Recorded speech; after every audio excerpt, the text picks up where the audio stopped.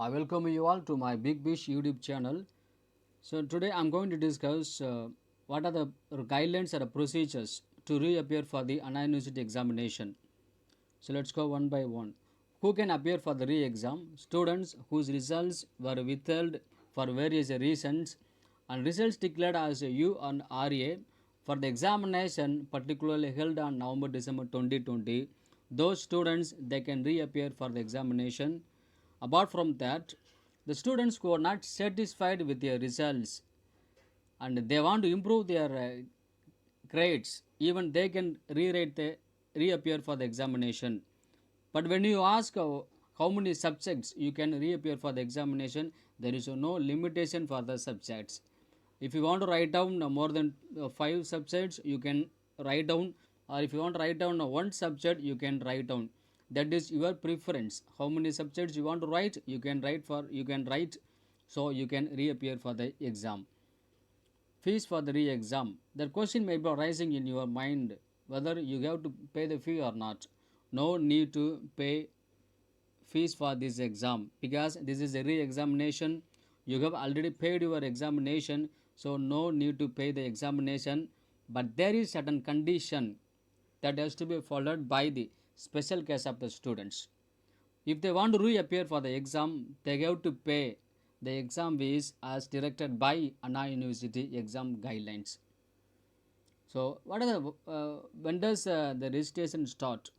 So, the registration of subjects is under process. It may start within few days. So, I will announce you through my channel when when the registration of the exam starts. And also the students who haven't registered for November-December 2020 exam, they can also register for the exam. So this is another chance given by Anna University through government to not registered students. Even you can register again and you can write the exam again.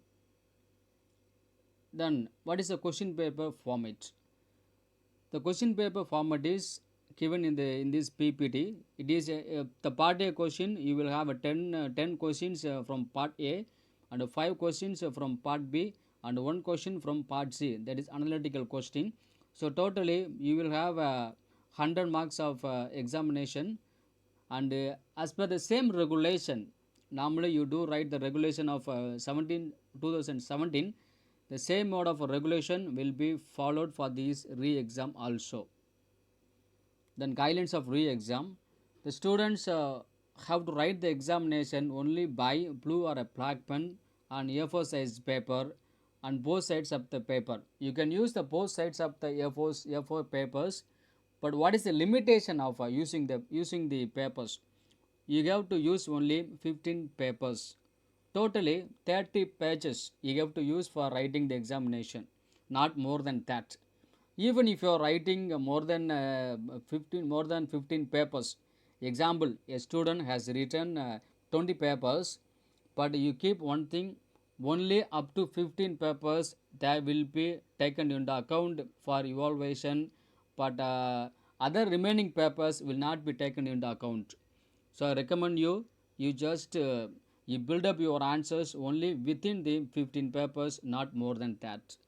So if you are not allowed to type answer paper and also copy and paste onto the answer papers any images, that should be absolutely avoided while you are writing the answers. So write your presentations should be very clear. So if your presentation is very clear, you have a lot of chances to high more marks in the examination. So that is my greatest advice to the exam takers. So please you follow these points very carefully. So mode of receiving the question paper, yeah. So there are different modes to be followed to receive the question paper. You can receive the question paper through the Google Classroom, Gmail, Google Meet, and Team. But I am not sure the question paper will not be sent to WhatsApp, and also you will not circulate the question to any other WhatsApp groups. That has to be strictly avoided while you are receiving the question paper. So duration of exam. So as you do write up the exam normally, so you will have a 3 hours examination, but you keep one thing, there is no proctor for this examination. So no one is going to supervise you while you're writing the examination. So you have to utilize all the 3 hours and you have to attend all the questions at least to score pass marks. And guidelines for answer sheets. You're now you're writing the examination. Then how do you maintain your answer sheets? So I'm going to give some tips to you. Number one, you have to write your register number, your name and your subject code on top of each page. You're writing 15 papers. So on the 15 papers on top of each page, you have to write your register number, your name of the student and the subject code. So what do you do at the bottom of the pages? So all the 15 papers at the bottom of pages, you have to write down your date of examination, your batch number and signature. So these 6 things you go to apply while you are writing your answer sheets. So this is the layout of your answer sheets. Then how do you send your hard copy and soft copy? Yeah, this is a method of sending your answer scripts to the respective college. So you have to send your scan copy of answer scripts within 1 hour after end of the time of the exam. You should not take more than 1 hour. Example, you start your examination at 9 o'clock, you finish your exam at 12 o'clock. So within 1 or 1:30, you have to send your scan copy of answer scripts to the concerned college. But after the sending your scan copy of answer scripts to the concerned college, you have to send your hard copy of answer scripts also. You don't forget to send your hard copy of answer scripts. That's most important. So you have on the same day, if you write the examination forenoon, within the evening time, you have to send your hard copies to the concerned college through registered post or a speed post, not through couriers. Couriers are strictly avoided to send your answer scripts. And if you have afternoon examination, yes, if you have afternoon examination, you have to send the paper within the evening also, or else the afternoon examination you can send on the very next day. So don't forget, forenoon examination answer scripts has to be sent evening time, afternoon examination has to be sent very next day. So your answer scripts must be backed in neat cloth cover. If you put your answer papers in a plain cover, that will not be taken into account, and that will not be received by the examination cell. So you have to send your papers with a neat backed cover, then you have to send to the college. Then at any case, you should not visit the institution to hand over the answer script in person. So you have to avoid visiting the college in person to hand over or submit your papers. That has to be avoided. Then while you are sending your answer scripts, you have to keep the receipts of the post safely for future reference. You have to keep, when they ask you for verification, you have to show to the examination cell at any days or at any time. So you have to keep safety of your receipt of the answer scripts. Example, if a student is in foreign country, but he or she wants to appear for the examination, freely they can appear for the examination, but they have to follow certain procedures. What is that?